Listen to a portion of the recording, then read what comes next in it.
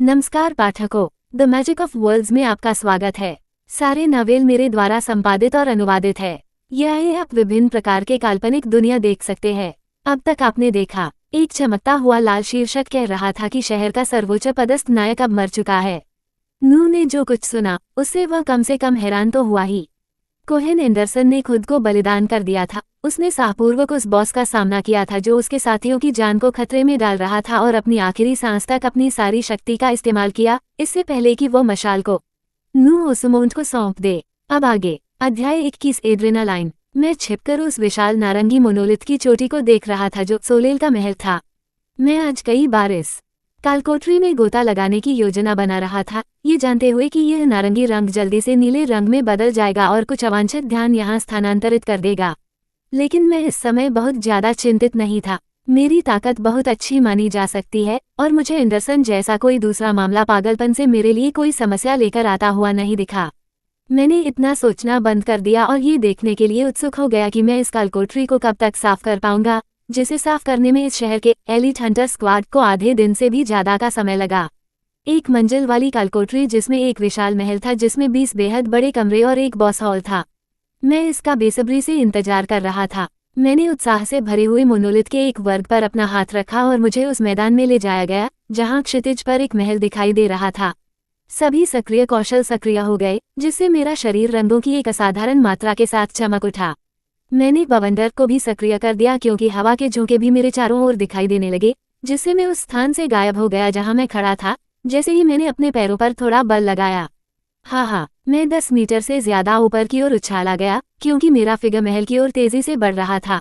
मैं खुद को रोक नहीं पाया, लेकिन मेरे होठों से हंसी निकल गई क्योंकि मैं जमीन की ओर गिर गया और उछला, लेकिन फिर और भी तेजी से आगे की ओर फेंका गया। मुझे इस पागलपन भरे स्तर की ताकत और गति के साथ तालमेल बिठाना पड़ा जो कौशल और मेरी बढ़ी हुई विशेषताएं मुझे आगे बढ़ने के साथ दे रही थीं। मैं अपनी आखिरी छलांग पर नियंत्रण नहीं रख सका और महल के विशाल दरवाजे से टकरा गया, जिससे उसकी शांति भंग हो गई और पहले कमरे में मौजूद पहली 10 मूर्तियां जाग गईं। मैं उनकी ओर ऐसे दौड़ा जैसे मुझ पर कोई भूत सवार हो और अंत में स्माइट का प्रयोग किया। पहली बार प्रयोग करने के समय की तुलना में प्रकाश की 10 सुनहरी तलवारें मेरे ऊपर और भी तेजी से प्रकट हुई। वे मेरे आदेश की प्रतीक्षा करते हुए प्रभावशाली ढंग से लटकी हुई थीं। हमला करो। मैं खुद को रोक नहीं सका और मैंने ये शब्द जोर से कहे और 2 मीटर लंबी सुनहरी तलवार सामने आ रही मूर्तियों की ओर चली गई। धमाका। जब सोने की तलवार ने मूर्तियों पर वार किया तो एक चमकदार रोशनी निकली, जिससे धूल और मलबा उड़ गया और मैं गहरी सांस लेते हुए दृश्य को साफ देख रहा था। केवल पत्थर ही जमीन पर बिखरे हुए रह गए थे। हा, मैं इसकी हास्यास्पदता पर हंसने से खुद को नहीं रोक पाया। 1 सेकंड से भी कम समय में सभी रैंक्सी राक्षस मर गए। मैं उन सभी कौशलों के बारे में सोचकर और भी अधिक आश्वस्त था जिन्होंने मेरी क्षति, कास्ट और हमले की गति को बढ़ाया, साथ ही बढ़ी हुई पैठ जिसने मुझे राक्षसों की सुरक्षा को और अधिक अनदेखा करने दिया। मुझे अपने अंदर उत्तेजना का अनुभव हुआ क्योंकि कमरा 1 मिनट से भी कम समय में बनकर तैयार हो गया और मैं जहां खड़ा था वहां से निकलकर अगले कमरे के बड़े दरवाजे की ओर बढ़ गया। मैंने विस्फोट किया और देखा कि अब 11 मूर्तियां इधर उधर घूम रही हैं, जबकि मेरे ऊपर 10 और सुनहरे ब्लेड दिखाई दिए। उन्होंने निकटतम 10 को निशाना बनाया, जबकि मैं तेज गति से आगे बढ़ा और तेजी से 11वें के सामने प्रकट हुआ। मैंने अपने हाथ तेजी से इधर उधर घुमाए, जबकि मैंने उसके शरीर पर कई विस्फोटक रून चिपकाए और उन्हें मेरे सामने ही विस्फोट करने का आदेश दिया। मुझे विशाल विस्फोटों को देखना बहुत अच्छा लगा जब मैं पास था और मैंने देखा कि विशाल प्रभाव से मूर्ति का शरीर नष्ट हो गया।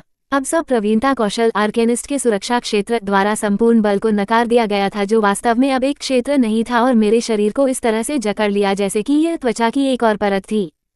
कुछ ही सेकंड में कमरा एक बार फिर से खाली हो गया। मेरी सांसें तेज हो गईं और मैं तीसरे कमरे में भाग गया। स्माइट के एक और कास्ट द्वारा 10 मूर्तियों को तुरंत नष्ट कर दिया गया और मैं शेष 2 मूर्तियों के करीब गया और टॉर्मेंट की लपटें डाली। लपटों का लंबा खंभा 100 तक पहुंचने के बाद गहरा रंग का हो गया था। इसकी लपटें एक साथ कसकर जम गई थी जैसे कि वे एक मोटी चिपचिपी सामग्री हों। जब मैंने इसे इसके लंबे रैखिक रूप में डाला तो ये घूम रहा था, जिससे गर्म दम घुटने वाली हवाएं बाहर निकल रही थीं। मैंने लपटों की मोटी केबल को आगे फेंका और वे सचमुच मूर्तियों को पिघला देती हैं जिस क्षण वे संपर्क में आईं। मैं अपनी सांस को संभालने के लिए 1 सेकंड के लिए रुका क्योंकि मैंने 5 मिनट से कम समय में 20 में से 3 कमरे साफ कर दिए थे। जब मैं चौथे कमरे की ओर आगे बढ़ा तो मेरे चेहरे पर एक बचकानी मुस्कान थी। अगले कमरों को भी इसी तरह से साफ किया गया, स्माइट से शुरू करके और उसके बाद एक्सप्लोसिव रूट या फ्लेम्स ऑफ टॉर्मेंट से। 10वें कमरे से शुरू करते हुए मैंने उसी समय एक और स्माइट कास्ट किया, जब पहली कास्ट से पहली 10 मूर्तियां चकनाचूर हो गईं और उन्हें रिकॉर्ड समय में खत्म कर दिया। मैं अब बॉस रूम की ओर जाने वाले विशाल दरवाजे के सामने खड़ा था और मैंने अधीरता से अंदर जाते हुए खुद को संभालने की कोशिश की। टाइटन हमेशा की तरह ही विशालकाय था, अपने 10 मीटर के आकार को भयावह रूप से दिखा रहा था। इसके बगल में खड़े 10 गार्ड जवाब भी नहीं दे पाए क्योंकि मेरे अंदर घुसते ही 10 सुनहरी तलवारें उन पर टूट पड़ीं। विशाल जानवर ने अपनी खाली आंखें खोली जैसे ही गार्ड नष्ट हो गए और मेरी ओर आने लगा, उसके विशाल कदमों से जमीन कांपने लगी। मैंने बॉस को खतरनाक तरीके से मेरी ओर आते देखा, जैसे 10 प्रकाश की तलवारें दिखाई दे रही हों, फिर 10 और 10 और जब स्माइट को बार बार 3 बार डाला गया।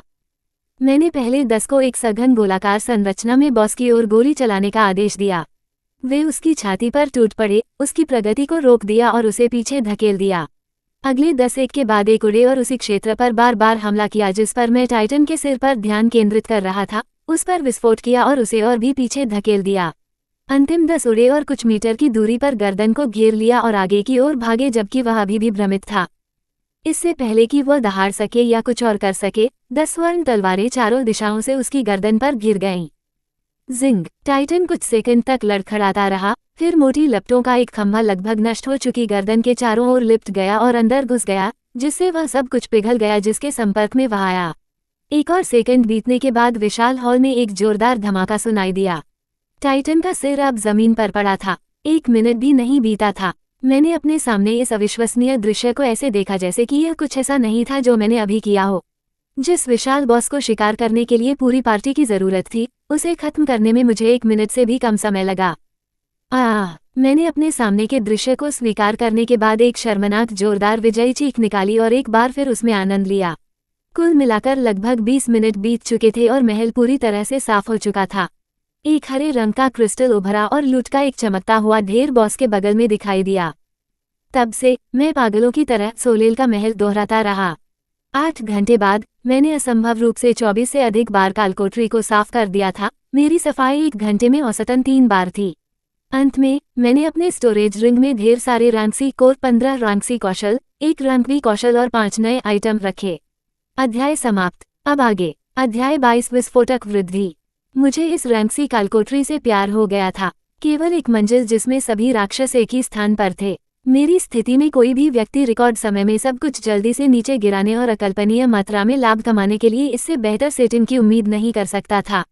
मैंने कभी नहीं सोचा था कि एक दिन ऐसा आएगा जब मैं इतनी सारी रैंकसी कौशल एकत्र कर सकूंगा, और यहाँ तक कि भाग्यशाली रहा कि मुझे कुछ वस्तुओं के साथ रैंकवी कौशल भी मिल जाएगा।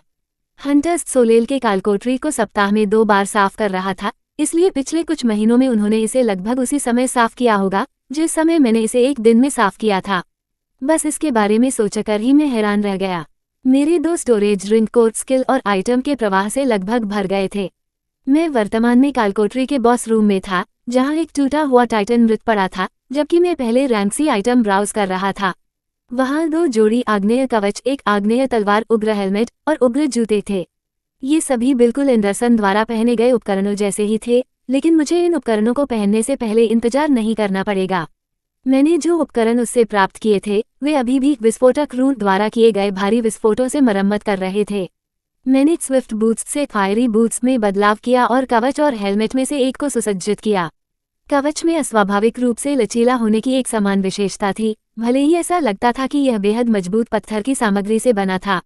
मेरे सिर पर हेलमेट भी मुझे किसी तरह के ग्लेडिएटर जैसा दिखता था, इसलिए मैंने इसे अभी के लिए उतार दिया और केवल दुश्मनों का सामना करने पर ही इसे सुसज्जित करने की योजना बनाई। आइटम ने मेरी रक्षा में काफी सुधार किया और पहले से सक्रिय कई कौशलों के अलावा प्रतिरोध की एक और परत के रूप में कार्य किया। इसके बाद कौशल की प्रचुर मात्रा थी, ऐसा कुछ जिसके बारे में मैंने कभी नहीं सोचा था कि मैं इतनी बड़ी मात्रा में इसे रख पाऊंगा। अगर मैं इन्हें बेचूं तो इनकी कीमत लाखों में होगी, लेकिन पैसा मेरी मुख्य चीज नहीं थी।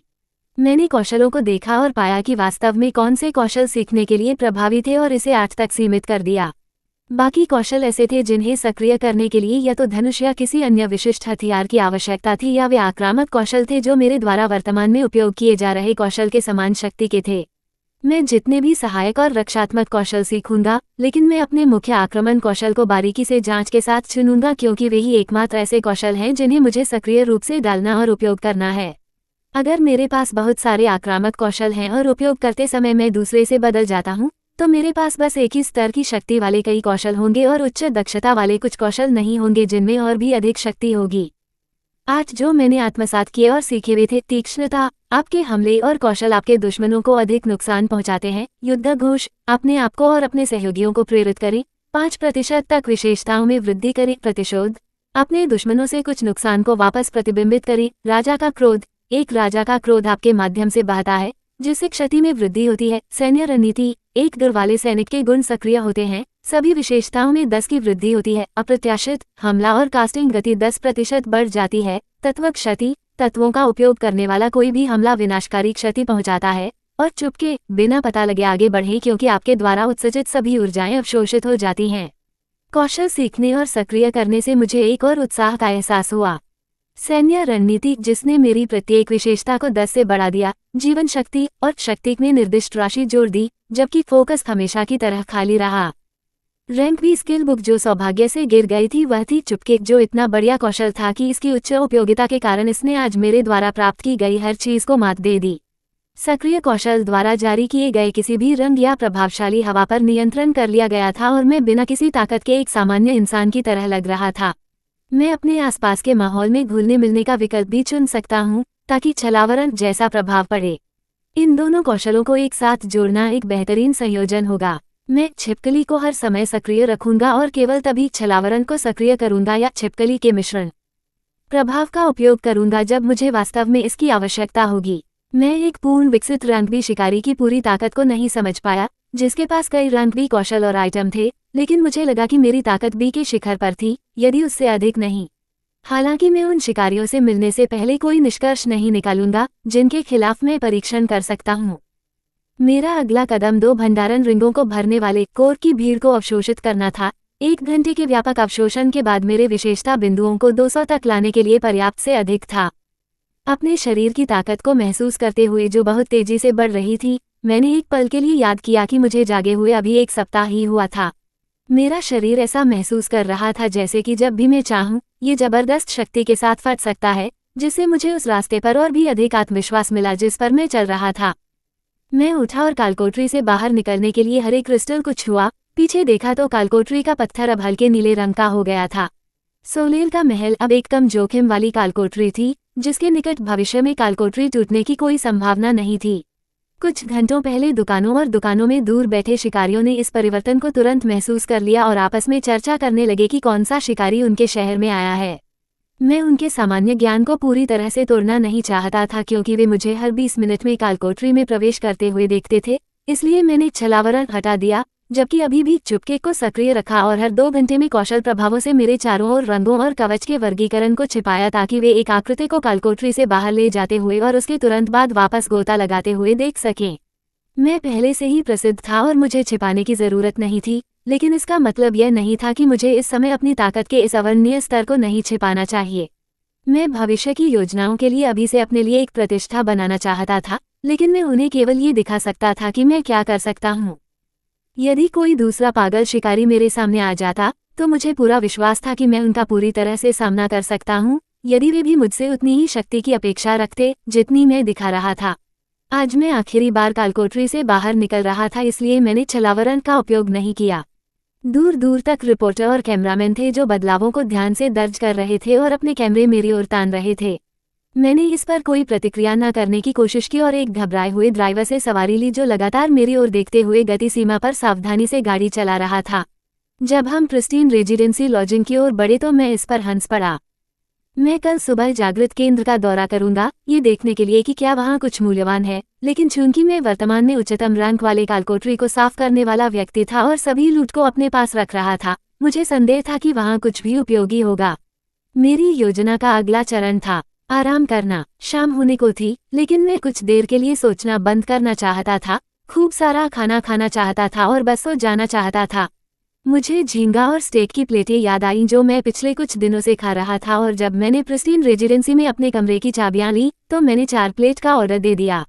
आज की रात एक आरामदेह रात होगी। योजक चिन्ह, योजक चिन्ह, योजक चिन्ह। स्टार सिटी में एक आदमी एक शिकारी का प्रोफाइल देख रहा था जिसके बारे में उन्हें कुछ घंटे पहले ही और खबरें मिली थीं। वह वाइस एडमिरल मैग्ना था, एक सम्मानित अधिकारी जो उस समय अग्रिम पंक्ति में खड़ा था जब राक्षस बेलगाम होकर लोगों को मार रहे थे। वह अपने देश के लिए लड़ते हुए अपनी निरंतर कड़ी मेहनत और योजना के कारण इस पद पर पहुंचा था। वह अपने देश को एक बार फिर से बचाने की कोशिश कर रहा था। उसे बस लोगों की जरूरत थी जो अपना सिर अपनी गांड में घुसाना बंद करें और सुने। हाल ही में उसका काम और तनाव बढ़ गया था क्योंकि वह रैंक बी कालकोटरी मैंग्रोव स्वैम्प में गोता लगाने के लिए प्रतिभाओं की भर्ती कर रहा था। उन्हें कोर्ट स्किल और आइटम के उत्पादन की जरूरत ज्यादातर लोगों की सोच से ज्यादा थी। उसने उस रिपोर्ट के बारे में सोचा जिसमें साम्राज्य से दूर एक स्थान पर एकत्रित होने वाले विशाल खतरे का वर्णन किया गया था और फिर एक बार फिर अपने सामने शिकारी पर ध्यान केंद्रित किया। नू ओसमोंड करीब एक हफ्ते से सक्रिय और पहले से ही हलचल मचा रहा है। ये ऐसे लोग थे जिनकी उसे जरूरत थी। उसने जल्दी से आउटर बैंक एक्स में मौजूद संपर्कों को फोन किया और उन्हें संदेश दिया कि उन्हें क्या करना है।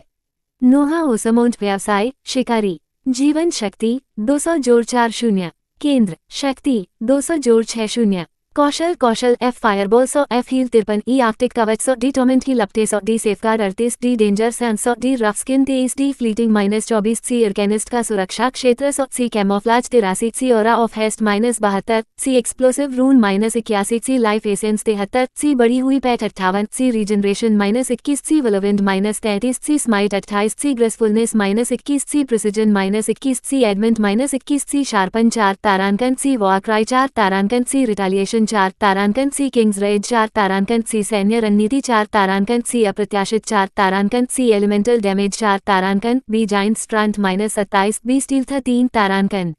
उपकरण sad face 2x, C storage ring, C fiery boots तारांकन, सी इग्नियस आर्मर तारांकन, सी फायरी हेलमेट तारांकन। तारांकन इक्वल्स नया अध्याय समाप्त। अब आगे अध्याय 23। एक निमंत्रण। रात शानदार तरीके से गुजरी। मैंने खूब खाना खाया और अपने तेजी से बढ़ते कौशल से खुद को परिचित किया। मेरे पास बहुत सारे कौशल थे और मैं उन्हें बहुत तेजी से बढ़ा रहा था। ऐसा नहीं लगता कि यह जल्दी ही कम हो जाएगा। मैंने हर एक सहायक कौशल पर काम किया और बेहतर तरीके से समझने की कोशिश की कि वे मेरे कौशल के साथ मेरे नुकसान के आउटपुट को कितना बढ़ा रहे थे। आज मुझे इस बदलाव को और अधिक ध्यान से देखने का मौका मिलेगा जब मैं एक दिन में 8 और नए सहायक कौशल जोड़ने के बाद पहली बार अपने आक्रामक कौशल का उपयोग करूंगा। मैंने चुपके की पूरी सीमा को सक्रिय करते हुए प्रिस्टीन रेजिडेंसी छोड़ दी ताकि मैं जागृत केंद्र की ओर बढ़ते समय किसी भी अवांछित ध्यान से बच सकूं। मैंने एक बार फिर कौशलों को ब्राउज किया और जैसा कि अपेक्षित था, वहां कुछ भी मूल्यवान नहीं था। मेरे पास वर्तमान में कई रैंक सी कौशल हैं जो बेचे जाने पर बहुत सारा पैसा कमा सकते हैं, लेकिन मैं उन्हें तब तक रखने की योजना बना रहा था जब तक कि मैं साम्राज्य के कुछ आंतरिक शहरों में अपना रास्ता नहीं बना लेता जहां रैंक बी कौशल खरीदना संभव था। शिकार प्लेटफार्मों पर फैली जानकारी में उल्लेख किया गया है कि उनकी कीमतें उनकी उच्च मांग और बहुत कम आपूर्ति के कारण 10 मिलियन से ऊपर थीं। वे मेरा अगला लक्ष्य थे, क्योंकि मैं वर्तमान में जिस रैंक सी डेंगोन को साफ कर रहा था, उसके साथ बहुत कम संभावना पर केवल रैंक बी कौशल पुस्तक प्राप्त कर सकता था। जागृत केंद्र में मेरी नज़र में कुछ और नहीं देखकर मैं तुरंत सोलेल के महल के लिए निकल पड़ा। जब मैं उस विशाल मोनोलिथ के पास पहुंचा तो वहां कोई व्यक्ति खड़ा था जो कि अजीबोगरीब था। यह एक सुडौल महिला थी जो टाइट बिजनेस सूट पहने हुए किसी चीज का इंतजार करते हुए अपनी घड़ी देख रही थी। सोलेल के महल के आसपास कोई शिकारी नहीं था क्योंकि सामान्य रैंक सी शिकार दस्तों ने कालकोटरी में गोता लगाने की हिम्मत नहीं की थी, इसलिए एकमात्र व्यक्ति जिसका वह यहाँ इंतजार कर रही थी वह था मैंने अपना गुप्त स्थान हटाया और कुछ फीट दूर जाकर खड़ा हो गया। मेरे अचानक प्रकट होने से वह चौंक गई। उसके चेहरे पर एक चमकदार मुस्कान खिल गई, मानो उसे वो विशाल खजाना मिल गया हो जिसकी उसे तलाश थी। नमस्ते श्री ओसमोंड, मेरा नाम अमेलिया रॉस है और मैं स्टार सिटी के वाइस एडमिरल मैग्नार की ओर से यहाँ हूँ। उसके शब्द बहुत सामान्य से शुरू हुए लेकिन अंत में विस्फोटक थे। मैं तुरंत ही हैरान रह गया क्योंकि स्टार सिटी साम्राज्य के मुख्य रक्षा शहरों में से एक था, जहां सरकार ने लगभग सभी उद्योगों और गतिविधियों में अपना नियंत्रण फैला रखा था। इसके अलावा मैंने पहले कभी वाइस एडमिरल जैसी कोई उच्च उपाधि नहीं देखी थी। मैंने मुस्कुराते हुए जवाब दिया, मैं आपके लिए क्या कर सकता हूँ? उसने राहत भरे भाव से सिर हिलाया और आगे कहा, मैं आपका ज्यादा समय बर्बाद नहीं करूंगी सर हंटर, इसलिए मैं आपको वो संदेश दे दूंगी जो मुझे देने का निर्देश दिया गया है, ताकि आप अपने खाली समय में उसे पढ़ सकें। उसके हाथों में कागजों वाला एक पतला फोल्डर आया और उसने उसे मुझे थमा दिया। अपने अंतिम शब्द समाप्त करते हुए वह जल्दी से चली गई। ओह मिस्टर ओसमोंड, वहाँ मौजूद कई फाइलें गोपनीय हैं, इसलिए हम आपके विवेक पर भरोसा कर रहे हैं। मैंने इन शब्दों पर सिर हिलाया और उसे एक काली सेडान में बैठते देखा जो जल्दी से दूर चली गई। एक गोपनीय फाइल है, आपके पास वास्तव में क्या है? पहला पेपर वाइस एडमिरल मैग्ने के नाम से जाने जाने वाले व्यक्ति का परिचय था और उन्होंने बहुत ही सटीक बातें कही। वो रैंक बी के शिकारियों या उससे ऊपर के लोगों को सरकार के साथ मिलकर रैंक बी के कालकोटरी मैंग्रोव दलदल पर छापा मारने के लिए नियुक्त कर रहा था। लूट का आधा हिस्सा सरकार को जाता था क्योंकि वे आपको पैसे या आपकी इच्छा के अनुसार कुछ भी प्रदान करते थे। यदि आप पर्याप्त रूप से देशभक्त हैं और साम्राज्य की सेना में भर्ती हो गए हैं, तो आप शिकारियों की पहली पंक्ति में होंगे, जो उनके विशाल शस्त्रागार में से अपने लिए उपयोगी कौशल और वस्तुओं का चयन कर सकते हैं और साथ ही सैन्य लाभ भी प्राप्त कर सकते हैं। फाइल में बहुत कम कागजात थे और आखिरी वाला तो और भी ज्यादा ध्यान आकर्षित करने वाला था। पूरे कागजात में सिर्फ 2 वाक्य थे, जिससे मैं बहुत चिंतित हो गया। यह अत्यंत गोपनीय जानकारी है जो वर्तमान में केवल शीर्ष शिकारियों के पास ही उपलब्ध है। कृपया बहुत नियंत्रण रखें। दुश्मन धन्य साम्राज्य की ओर बढ़ रहे हैं, जो अरबों लोगों की मृत्यु का कारण बन सकता है यदि हम लापरवाह बने रहे। सिर्फ 2 वाक्य, लेकिन उन्होंने मुझे इस फाइल को ज्यादा अहमियत देने पर मजबूर कर दिया। साम्राज्य पर हमला करने के लिए एक दुश्मन आ रहा है। मेरे दिमाग के गियर घूम रहे थे क्योंकि मैं इस नई जानकारी और मुझे आगे क्या करना चाहिए इस बारे में सोच रहा था। ये कौन हो सकता है? क्या ये जानवर थे या कोई युद्ध आ रहा था? मैं काफी देर तक सोचता रहा लेकिन कुछ भी समझ में नहीं आया। मेरे पास इस समय बहुत कम जानकारी थी और मुझे और भी बहुत कुछ सीखने की जरूरत थी। मैंने कुछ त्वरित गणनाएं की और योजनाओं में बदलाव किया और उन लोगों को एक संदेश भेजा जिनके साथ मैंने 2 दिन पहले सोलेल के महल में गोता लगाया था। मूल योजना ये थी कि मैं उनके साथ एक बार और गोता लगाऊंगा, इससे पहले कि मैं उन्हें और मजबूत बनाने के तरीके ढूंढूं और फिर साम्राज्य के आंतरिक शहरों की ओर बढ़ूं, लेकिन इसे तेज करना होगा। जब मैंने ये काम पूरा कर लिया तो मैंने एक फाइल रखी जिसमें बहुत ही परेशान करने वाली जानकारी थी, जिसमें एक संपर्क नंबर भी था जिस पर मैं दिन के अंत तक कॉल करने वाला था और फिर मैंने उसे अपने स्टोरेज रिंग में रख दिया। शार्पन वॉर क्राई प्रतिशोध किंग्स रेज सैन्य रणनीति अप्रत्याशित और एलिमेंटल डैमेज को जोड़ने के बाद मैं अपने आक्रामक मंत्रों की बढ़ी हुई प्रभावशीलता का परीक्षण करना नहीं भूला। सभी कौशलों की क्षति में काफी वृद्धि हुई, साथ ही कौशलों की कुछ विशेषताओं में भी सुधार हुआ। पीड़ा की लपटें, अब ऐसा लग रहा था जैसे ये बहुत लंबी और मोटी भारी लपटों का जमावड़ा था। इसकी चौड़ाई थोड़ी बड़ी हो गई थी। एक एकल विस्फोटक रून अब टाइटन के विशाल सिर को पूरी तरह से ढकने और इसे तुरंत विस्फोट करने के लिए प्रभावी था। स्माइट के लिए प्रकाश की 10 सुनहरी ब्लेड और भी बड़ी हो गईं, उनके हैंडल और भी अलग हो गए और किनारे और भी तीखे हो गए। मैंने अगले 8 घंटों तक अपने कौशल का परीक्षण और प्रयोग जारी रखा। 26 से अधिक बार कालकोटरी को साफ किया और लगभग उसी समय बाहर आया जब मैंने 5 लोगों को संदेश भेजा था। जब मैं अपने स्टोरेज रिंग्स से भरा हुआ कालकोटरी से बाहर निकला तो बाहर शाम हो चुकी थी। मैं भाग्यशाली था कि मुझे एक और रंग भी कौशल प्राप्त हुआ, जिसका अर्थ है कि इस कालकोटरी के रंग सी टाइटन से इसके गिरने की लगभग 4% संभावना है क्योंकि यह कल के समान ही था। इस बार 17 से ज्यादा रैंक सी स्किल्स सामने आई, जिनमें 6 आइटम शामिल थे। ये 2 जोड़ी इग्नियस स्वॉर्ड, इग्नियस आर्मर और फायरी बूट थे। बेशक सभी रन के बाद भी बहुत सारे कोर थे।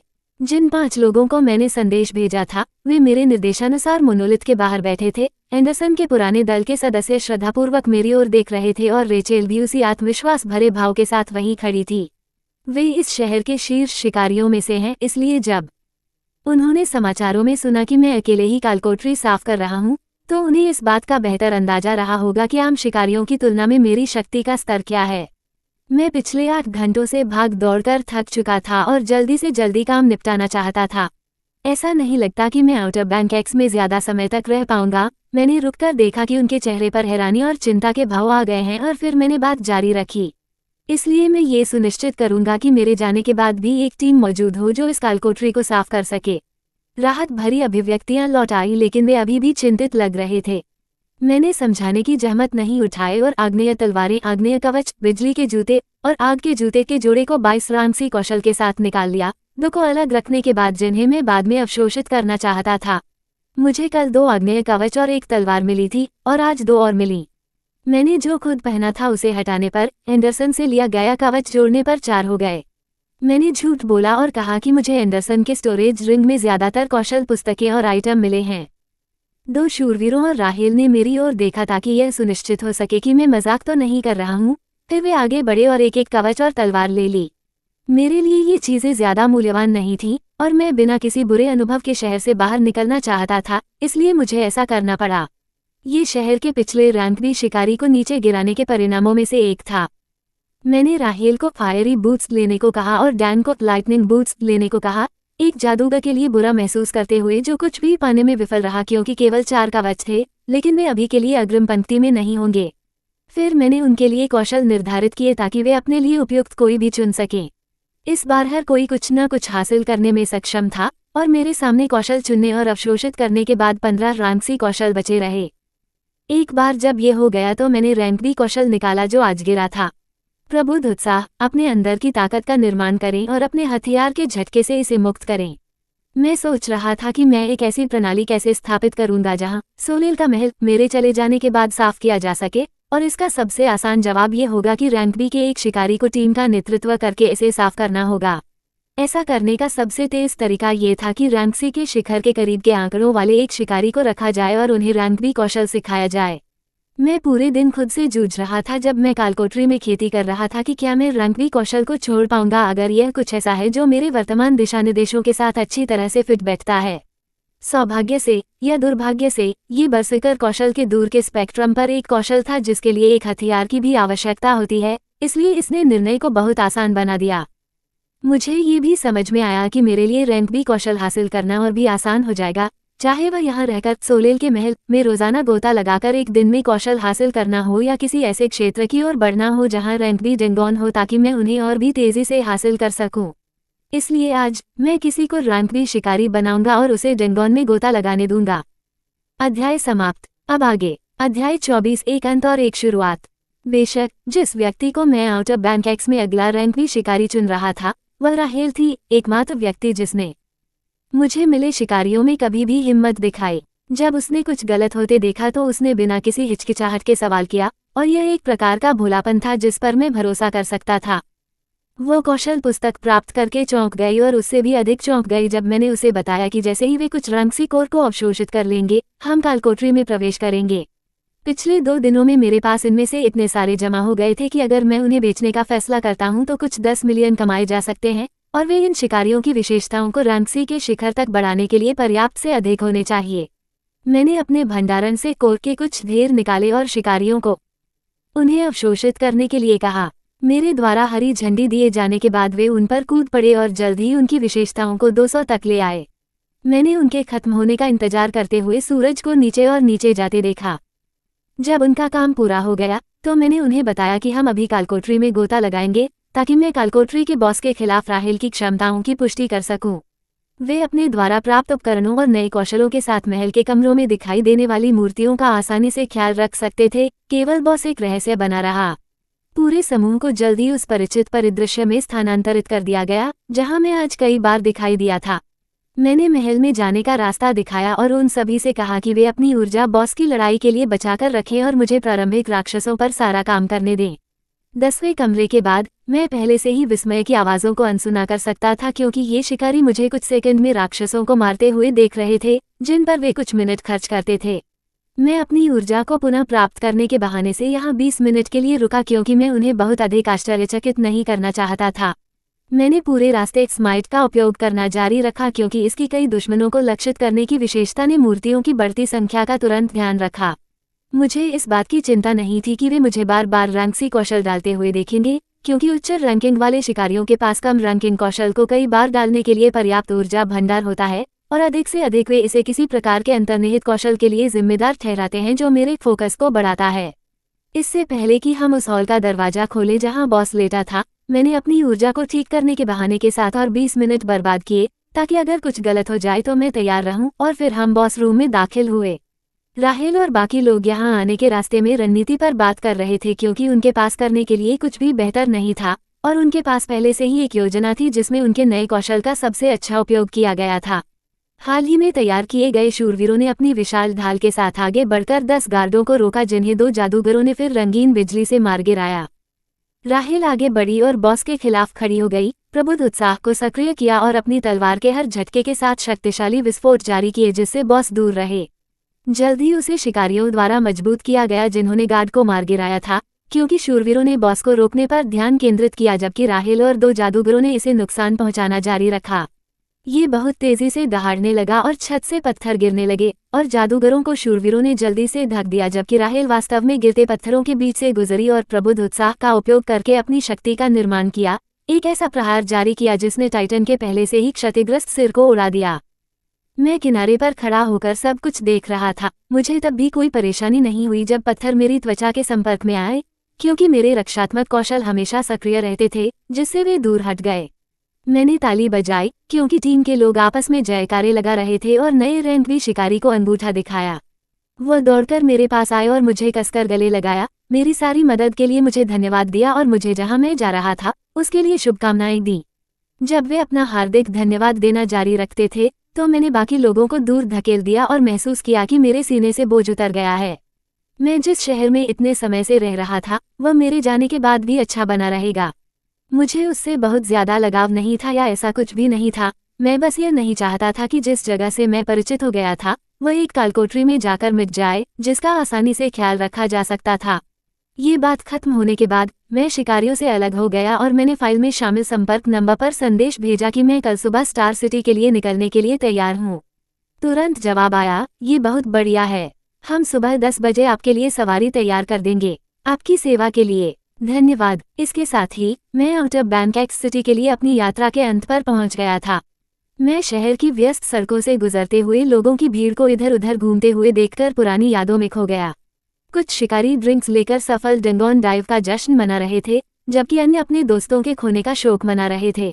जो लोग अभी तक नहीं जागे थे उनकी आंखें भी मेरी तरह ही आशा से भरी हुई थीं। या तो वे इतने गरीब थे कि वे जागृत होने के लिए कोई कौशल पुस्तक नहीं खरीद सकते थे, या वे ऐसा करने के लिए पर्याप्त धन बचाने के लिए काम कर रहे थे। आपके पास ऐसे लोग भी थे जो स्वाभाविक रूप से जागने की उम्मीद में हर दिन जागते थे और वे इस प्रक्रिया को महीनों तक दोहराते थे। मैं उस पुराने जीर्ण शीर्ण अपार्टमेंट परिसर में पहुंचा जिसमें मैं रह रहा था और अपनी स्टोरेज रिंग में बची हुई कोई भी कीमती चीज ले आया। मैंने उनकी उच्च उपयोगिता के कारण एक और रिंग खरीदी और अब मैं अपने दाहिने हाथ में 3 रिंग पहनता हूँ। मैंने जीर्ण शीर्ण अपार्टमेंट को देखा और मेरी भावनाएं उमड़ पड़ी और मैंने काफी समय बाद पहली बार यहाँ सोने का फैसला किया। मुझे अपने जीवन के बारे में कोई चिंता नहीं थी क्योंकि मैंने हमेशा अपने रक्षात्मक कौशल को सक्रिय रखा था और मुझे संदेह है कि शहर में कोई भी इतना लापरवाह होगा कि ऐसा कुछ करने की कोशिश करे। ये भावनाओं से लिया गया एक पल का फैसला था, लेकिन मुझे लगा कि यह एक अच्छा फैसला था। मैं रसोई में गया, एक बर्तन में थोड़ा पानी डाला और उसे तेज आंच पर रखा और उसे उबलता हुआ देखा।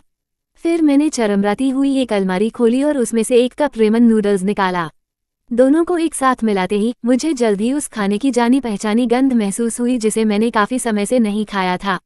मैंने इसके ठंडा होने का इंतजार नहीं किया और एक कांटे से भरकर अपने मुंह में डाल लिया। मुझे हमेशा की तरह जलन महसूस नहीं हुई जब मैं इसे बहुत जल्दी खा लेता हूँ और मुझे बस थोड़ी सी गर्मी महसूस होती है। मैंने पिछले हफ्ते की हर घटना और उससे होने वाले अत्यधिक परिवर्तन के बारे में सोचा। मुझे अभी भी नहीं पता था कि मैं जो कुछ भी कर सकता हूँ वह क्यों कर सकता हूँ, लेकिन मैं समय के साथ रहस्य सुलझा लूंगा। दुनिया एक अजनबी जगह बन गई थी जब कालकोठरी, राक्षस और शिकारी दिखाई देने लगे थे। किसी ने नहीं सोचा था कि अतीत में ऐसा कुछ संभव होगा, नहीं मैंने सोचा था कि मेरे साथ जो हुआ वह दूर दूर तक संभव है। हमने खुद को ढाल लिया और बच गए। मैंने अपने अपार्टमेंट से बाहर की अंधेरी गलियों को देखा और खुद से कसम खाई कि मैं आगे बढ़ना जारी रखूंगा और निश्चित रूप से बचूंगा। नोहा ओसमोंट व्यवसाय, शिकारी। जीवन शक्ति 200-4 केंद्र शक्ति 200-6 कौशल F fireball 100 F heal 53 E Arctic कवच 100 D टोर्मेंट की लपटें 100 D safeguard 38 D danger sand 100 D rough skin 44 D fleeting -45 C arcanist का सुरक्षा क्षेत्र 100 C camouflage -91 C aura of haste -88 C explosive rune -95 C life essence 89 C बढ़ी हुई pet 85 C regeneration 38 C whirlwind -54 C smite 68 C gracefulness 42 C precision 42 C adamant -42 C sharpen -19 C war cry 19 C retaliation -19 C king's rage -19 C सैन्य रणनीति -19 C अप्रत्याशित 19 C elemental damage -19 B giant strength 43 B steel था -17। उपकरण 3x C storage ring C fiery boots C igneous armour C fiery helmet. खंड 1 का अंत। अध्याय समाप्त। अब आगे अध्याय 25 स्टार सिटी। अगले दिन की सुबह मैं एक काली सेडान के पीछे बैठा था और एक लंबी सड़क पर कारों को भागते हुए देख रहा था। जब हम आउटर बैंकॉक शहर की सड़कों से निकले तो हमें शहर छोड़ने वालों के लिए एकमात्र चेकपॉइंट से गुजरना पड़ा। चेक पॉइंट एक पुराने पुल के प्रवेश द्वार के पास था जो आंतरिक शहरों की ओर जाने वाली एकमात्र सड़क थी। चेक पॉइंट के बाईं और दाईं ओर एक विस्तारित दीवार थी जो पूरे शहर के चारों ओर चक्कर लगा रही थी। साम्राज्य में घूमने फिरने वाले ज्यादातर शिकारी या बहुत प्रभावशाली लोग थे। दोनों उपाधियां वास्तव में एक दूसरे के स्थान पर इस्तेमाल की जा सकती थीं क्योंकि कोई भी प्रभावशाली व्यक्ति जागना नहीं चाहता था। ड्राइवर ने पास खड़े हंटर गार्ड्स को चमचमाते सैन्य प्रमाण पत्र दिखाए और हम जल्द ही शहर से दूर चले गए। हम पुल के उस पार चले गए। जब मैंने आखिरी बार पीछे मुड़कर देखा तो शहर दीवार से घिरा हुआ था, यह नहीं जानते हुए कि मैं कभी वापस आ पाऊंगा या नहीं। हमारे आसपास का नज़ारा देखते ही देखते नष्ट हो चुकी इमारतों और इमारतों में बदल गया क्योंकि हमने सड़क पर हर 10 मील की दूरी पर सुरक्षा चौकियां देखीं। मैं उन लोगों की नौकरी की कल्पना नहीं कर सकता था जो कई दिनों तक बैरन्स में खड़े रहे और जब कोई और उनकी जगह लेने आया तभी उन्होंने अपनी शिफ्ट बदली। बैरन्स खाली और नष्ट हो चुकी जमीनें थीं जहां कोई नहीं रहता था।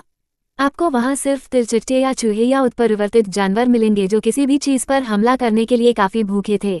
शहरों से निकलने वाली इन लंबी सड़कों पर पहरेदार के तौर पर पद संभालने वाले एकमात्र लोग वे थे जिनके पास जीवन में कुछ नहीं था और जिन्हें सरकार की ओर से सिर्फ एक मदद की पेशकश की गई थी।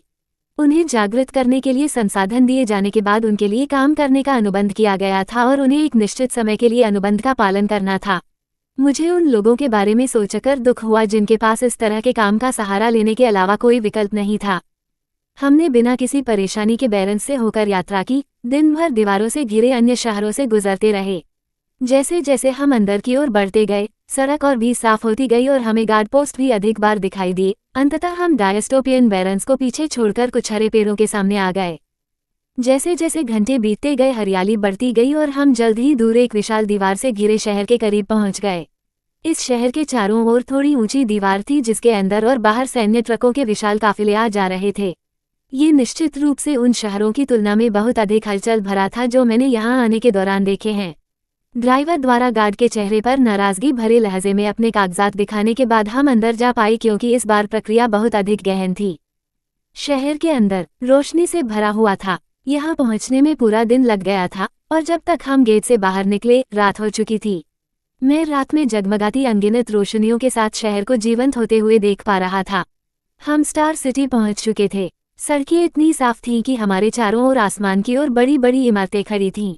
यह उन बर्बाद जमीनों से बिल्कुल अलग था जहां से हम आज सुबह गुजरे थे, मानो हम किसी अलग ही दुनिया में हों। लोगों की भीड़, जिनके चेहरे निश्चित रूप से उन लोगों से ज्यादा खुश थे जिन्हें मैं व्यस्तता से घूमते हुए देखता आया हूँ।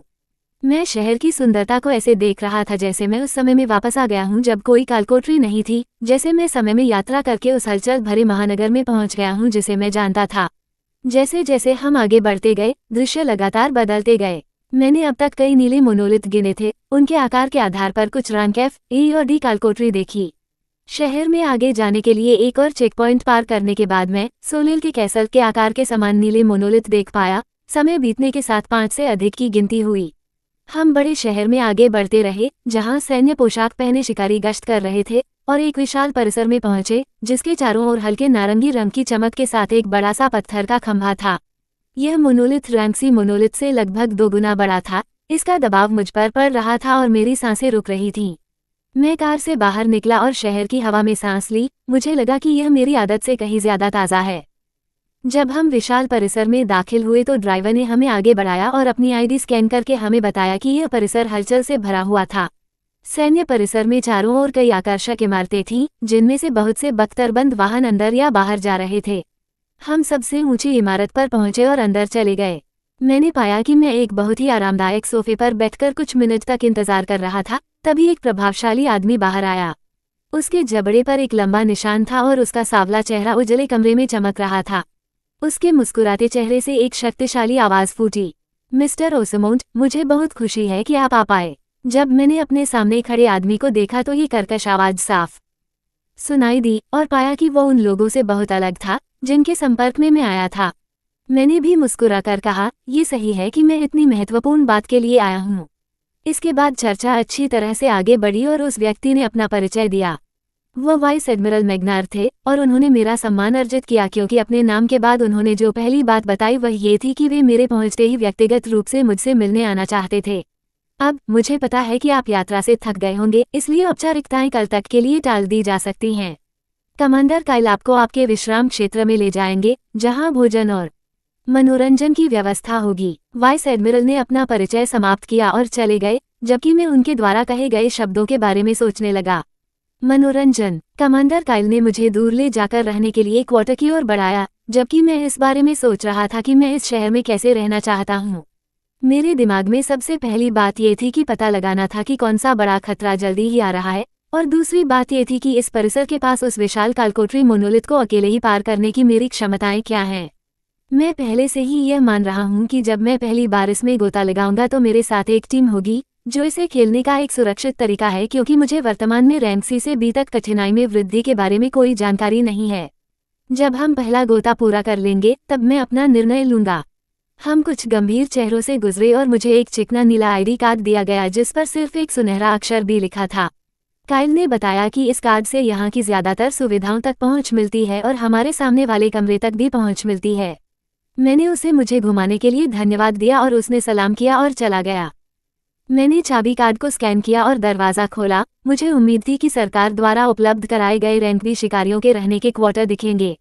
कमरा प्रिस्टीन रेजिडेंसी के बड़े कमरों से थोड़ा बड़ा था और इसके चारों ओर और भी ज्यादा आलीशान नज़ारे थे। मेज़ पर खाने पीने की कई चीज़ें थीं और उसके बगल में एक बड़ा बिस्तर था, जहाँ एक मूर्तिनुमा आकृति वाली महिला सबसे चमकदार मुस्कान बिखेर रही थी। ओह, अध्याय समाप्त। अब आगे। अध्याय 26 मंदराता खतरा। तो पिछली रात कम से कम कहने के लिए अलग थी, क्योंकि मैंने पाया कि मैं सामान्य से थोड़ी देर से सो पाया। भोजन और बाकी सब कुछ ठीक था, जिससे मेरा ध्यान मेरे दिमाग में लगातार चल रहे कई विचारों से हट गया। एक शिकारी की सहनशक्ति हंसने लायक नहीं थी। मैं सुबह सुबह कमरे से बाहर निकलकर रहने के क्वार्टर में घूमने और परिसर को थोड़ा और देखने गया। हालांकि यह इतनी सुबह थी, लेकिन वहां पहले से ही लोगों और ट्रकों की आवाजाही के साथ चहल पहल थी। मैंने सुबह की ठंडी हवा का आनंद लिया और दूर स्थित विशाल मोनोलिथ की ओर देखा। उसके पास जाने और उसे आजमाने के लिए उत्सुक था, लेकिन मैंने खुद को शांत किया और वापस रहने के क्वार्टर में चला गया। किसी ने जल्दी से मेरा नाम पुकारा। ये कमांडर काइल था जो कह रहा था कि वाइस एडमिरल मुझे ढूंढ रहा है। मैंने उसे रास्ता दिखाने के लिए सिर हिलाया और खुद को एक कार्यालय कक्ष में पाया जिसमें ढेर सारे फोल्डर और कागजात पड़े थे। मैं इस गड़बड़ी के लिए क्षमा चाहता हूँ, कृपया बैठ जाइए। जब मैं उनके सामने बैठा तो प्रभावशाली वाइस एडमिरल के चेहरे पर हमेशा की तरह आत्मविश्वास झलक रहा था। मैंने बिना समय बर्बाद किए वह बात पूछी जो मेरे दिमाग में बहुत ज्यादा घूम रही थी। मैग्नार ने एक पल के लिए रुककर लाल रंग का फोल्डर निकाला और टेबल पर कई तस्वीरें रखीं। ये बैरन्स की हवाई तस्वीरें हैं जो एम्पायर से काफी दूर हैं। इन्हीं कुछ हफ्तों के अंतराल में लिया गया है। तस्वीरों में छोटे छोटे काले बिंदुओं का एक भयावह दृश्य दिखाया गया था, जिनकी गिनती नहीं की जा सकती थी, और एक बड़ा द्रव्यमान जो इन सबके बीच में स्पष्ट रूप से देखा जा सकता था। बड़े द्रव्यमान में एक पैटर्न वाला ऑब्सीडियन खोल था जो इसके पूरे हिस्से को ढकता था। केवल एक बड़ा सिर था जिसके सामने नुकीले सींग निकले हुए थे। तस्वीरों को देखकर मैं चौंक गया, क्योंकि ये चीजें शायद वहां दिखाई देने वाली चीजों से भी बड़ी थीं। बाकी तस्वीरों में भी ऐसा ही नज़ारा दिखा, जिससे मैंने जनरल को आगे बोलने के लिए कहा, क्योंकि मैं अभी भी सब कुछ नहीं समझ पाया था। ये तस्वीरें हर बार अलग अलग स्थानों पर ली गई हैं। वे गतिशील हैं। वाइस एडमिरल के चेहरे पर एक ठंडा भाव था जब उन्होंने तस्वीरें देखी और यह कहा। मेरा दिमाग भी यह सब समझने की कोशिश कर रहा था और मैंने उनसे पूछा, हमारे पास कितना समय है? मैगना ने मेरी ओर मुश्किल भरे भाव से देखा और फिर आह भरते हुए कहा, यही समस्या है, हम नहीं जानते। ये कुछ सप्ताह या एक महीने में हो सकता है, लेकिन हम उनकी अप्रत्याशितता के कारण उनका सही तरीके से पता नहीं लगा सकते। कुछ हफ्ते, शायद एक महीना। ओह, मैंने राहत भरी सांस ली और जोर से हंसा, जिससे मेरे सामने बैठा आदमी चौंक गया। मैंने उसकी तरफ देखा और कहा, अगर कुछ हफ्ते हैं तो हमारे पास तैयारी के लिए पर्याप्त समय है। मैं खुद को जानता था और इसीलिए मैंने ये कहा। जागने के बमुश्किल एक हफ्ते बाद ही मैं ऐसी स्थिति में खड़ा था जहां मैं ऐसी जानकारी सुन सकता था जिसके बारे में बहुत से लोगों को कोई जानकारी नहीं थी। अगर मुझे 1 या 2 हफ्ते और दिए जाते, मुझे पूरा भरोसा था कि मैं अभी जहां हूं उससे कहीं ज्यादा मजबूत हो जाऊंगा। सवाल यह है कि इस विशाल जानवर और उसके द्वारा लाई जा रही चीजों से लड़ने के लिए कितनी ताकत पर्याप्त होगी। मैंने वाइस एडमिरल से पूछा कि क्या वे इन राक्षसों को पीछे धकेलने में आश्वस्त हैं, और उनका जवाब अनुकूल नहीं था। उनके चेहरे पर एक उदास भाव था जिसमें गुस्से की झलक थी। उन्होंने अगले 2 मिनट इस बात पर चिल्लाते हुए बिताए कि वे पूरी तरह से तैयार नहीं थे, लेकिन शीर्ष पर बैठे लोग अभी भी आने वाली स्थिति के लिए तैयारी करने के लिए उपाय करने में हिचकिचा रहे थे। साम्राज्य के बाहरी परिधि में स्थित शहरों को जल्द ही पलायन की प्रक्रिया शुरू करनी थी, या सेना को उन शहरों से आगे अपनी मुख्य सुरक्षा बढ़ानी थी और आने वाली लड़ाई के लिए तैयार रहना था। अन्यथा बहुत सारे लोगों की बलि बिना किसी कारण के दी जाएगी। मैं ये सुन रहा था और मेरा मन उन सभी शहरों की ओर चला गया जिनसे मैं यहाँ आते समय गुजरा था, तथा साम्राज्य के सबसे बाहरी शहर आउटर बैंकॉक्स की ओर भी। जब मैंने वाइस एडमिरल की ओर देखा तो मेरी नज़रें ठंडी हो गईं। उन्होंने मेरी आंखों को देखा और फिर कहा, मैंने पहले ही संबंधित लोगों को इकट्ठा कर लिया है। हालांकि अभी भी कुछ विरोध है, लेकिन हमने पहले ही बाहरी परिधि में रक्षा की अग्रिम पंक्तियों में आपूर्ति और उपकरण ले जाने की प्रक्रिया शुरू कर दी है। जब उसने मेरी निगाहें शांत होते देखी तो उसने आगे कहा, जबकि यह सीमा पर हमारी सुरक्षा को मजबूत करने की एक सतत प्रक्रिया होगी, हमें काल कोठरी में गोता लगाने और यथासंभव अधिक से अधिक संसाधन लाने में मदद करने के लिए हंटर्स की भी आवश्यकता है। कोर आइटम कौशल पुस्तक वे सभी जागरूक सैनिकों की ओर जाएंगे जो अग्रिम पंक्ति में लड़ने के लिए अपने जीवन का बलिदान देंगे। उन्होंने एक उदास भाव के साथ बात खत्म की जब उन्होंने उन लोगों का जिक्र किया जो हमारे और राक्षसों के बीच संपर्क की पहली पंक्ति होंगे। मैंने इन सब के बारे में सोचा और पूछा कि वे वर्तमान में कैसे काम कर रहे हैं। हमारे पास 6 रैंक बी हंटर्स की 3 टीमें हैं जो रैंक बी डेंगोन मैंग्रोव स्वैम्प को साफ करने के लिए घड़ी की तरह बारी बारी से काम करती हैं। तीनों टीमें दिन में 3 बार डेंगोन को साफ करने में सक्षम हैं और बीच में आराम का समय लेती हैं। साथ ही आसपास के शहरों में इसी तरह की अन्य टीमें भी इसी तरह काम करती हैं, लेकिन हमें नहीं पता कि यह पर्याप्त होगा या नहीं। अगले शब्द कहते हुए उसने मेरी तरफ देखा। यही वह जगह है जहां आप जैसे लोग काम आते हैं। मैं किसी भी रैंक बी शिकारी से नहीं मिला हूं जो अकेले रैंक सी कालकोठरी में बार बार गोता लगाने में सक्षम हो, इसलिए आपकी शक्ति सबसे अधिक होनी चाहिए। मैं इस प्रक्रिया को तेज करने के लिए आपके सहयोग की कामना करूंगा, जो कि हमारी टीमों में से एक के साथ मिलकर मैंग्रोव दलदल को साफ कर रही है। उसने ये शब्द मेरे चेहरे को देखते हुए सावधानी से कहे। मैंने सब कुछ सोच लिया और सोचा कि हमारे पास कितना समय है, फिर मैंने सिर हिलाया। अगली टीम कब गोता लगाएगी? जब उन्होंने मुझे बताया कि अगली टीम 1 घंटे के भीतर वहां पहुंच रही है तो उनके चेहरे पर राहत का भाव दिखाई दिया। फिर हमने चर्चा की मैंग्रोव दलदल में गोता लगाने वाले शिकारी दलों के बीच संसाधनों का बंटवारा कैसे किया गया। सेना उन्हें मिलने वाले सभी कोर आइटम और कौशल के लिए अच्छी रकम देगी और उनकी सभी ज़रूरतों को पूरा करेगी। अगर आप सेना में भर्ती होकर शिकारी बन जाते हैं तो आपको और भी ज़्यादा लाभ के साथ रैंक दी जाएगी। मैंने सब कुछ सोच लिया और एक टीम के साथ गोता लगाते हुए मैंग्रोव दलदल देखने की योजना के साथ जाने का फैसला किया। मैं तय करूंगा कि वहां से आगे कैसे बढ़ना है। वाइस एडमिरल के साथ बातचीत एक सुखद नोट पर समाप्त हुई, जिसमें उन्होंने मुझे व्यक्तिगत रूप से रैंक बी शिकार दस्ते से मिलने के लिए ले जाया, जिसमें मैं आज शामिल होने वाला था। समूह के आधे लोग पहले ही एकत्र हो चुके थे और मुझे पहले वास्तविक रैंक बी शिकारियों से मिलने का मौका मिला। उनके तौर तरीके अन्य शिकारियों से एक पायदान ऊपर थे और उनके शरीर में इतनी शक्ति थी कि वे किसी भी क्षण फट सकते थे। ये रैंक बी शिकारी थे जो अपनी विशेषताओं को 250 तक ले जा सकते थे। जब उन्हें संबंधित कौशल के साथ जोड़ा जाता है तो ये देखने लायक एक घातक शक्ति होती है। पहले 3 जो मुझे मिले वे 2 बरसेकर थे, जिनमें से एक के हाथ में एक चौड़ी तलवार थी जो उसके बराबर ही लंबी थी और दूसरे के हाथ में उसके दोनों तरफ लंबे ब्लेड थे। तीसरी एक छोटी महिला थी जिसकी लंबाई लगभग 4'1" थी और वह आश्चर्यजनक रूप से टीम की नाइट थी। उससे निकलने वाली शक्ति किसी भी तरह से उसके कद से मेल नहीं खाती थी, क्योंकि उससे भी बड़ी एक विशाल टावर शील्ड उसकी पीठ पर बंधी हुई थी। जब टीम के बाकी सदस्य अंदर आए तो मैं उन तीनों से परिचित हो गया। जब हम बात कर रहे थे तो वे सभी अपेक्षाकृत विनम्र थे और उनकी आंखों में हल्की दिलचस्पी थी। केवल एक अंतर था, वह छोटी महिला जिसका नाम लाना स्टोन था। वह मेरी ओर आग की तरह जलती आंखों से देख रही थी, क्योंकि उसने दूसरों की तुलना में बहुत अधिक दिलचस्पी दिखाई थी। टीम के बाकी सदस्य 2 जादूगर थे, एक पुरुष और एक महिला जो लंबे बैंगनी वस्त्र पहने हुए थे और उनके लंबे डंडे बर्फ के तत्वों से चमक रहे थे। आखिरी व्यक्ति एक और शूरवीर था, जिसके शरीर के आधे हिस्से पर एक गोल सुनहरी ढाल थी और दूसरे हाथ में एक फंदा था। इसके बाद और अधिक परिचय हुए और 6 सामान्य श्रेणी बी शिकारी जो मैंग्रोव दलदल में गोता लगाने वाले थे, मैं भी उनके साथ शामिल हो गया। सभी को सुप्रभात। ये है आज का अध्याय कैरट। अध्याय समाप्त। अब आगे 27 मैंग्रोव दलदल। मुझे मैंग्रोव दलदल बिल्कुल पसंद नहीं आया जब हमें वहां भेजा गया। हम कीचड़ भरे मैदान के बीच में थे, जहां मुझे लगा कि मेरे पैर कुछ इंच अंदर धंस गए हैं। हमारे चारों ओर बड़े बड़े मैंग्रोव के पेड़ थे जो आसमान की ओर बढ़ रहे थे। बदबू भयानक थी। शिकारियों ने हमारे आने से पहले मुझे जो जानकारी दी थी उसके अनुसार यह भूमि जहां हमें स्थानांतरित किया गया था वह कीचड़ भरे दलदल से घिरा हुआ भूमि का सबसे भीतरी छोटा टुकड़ा था।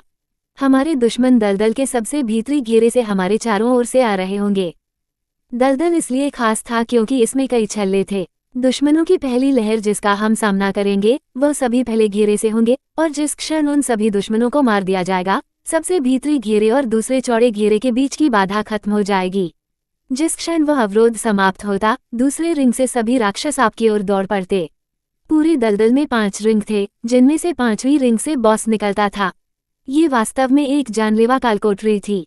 मुझे चिपचिपा और चलने में मुश्किल वाला वातावरण पसंद नहीं था, लेकिन मेरा दिमाग मेरी क्षमताओं के साथ इस कालकोठरी की संभावनाओं के बारे में सोचने से खुद को रोक नहीं पाया।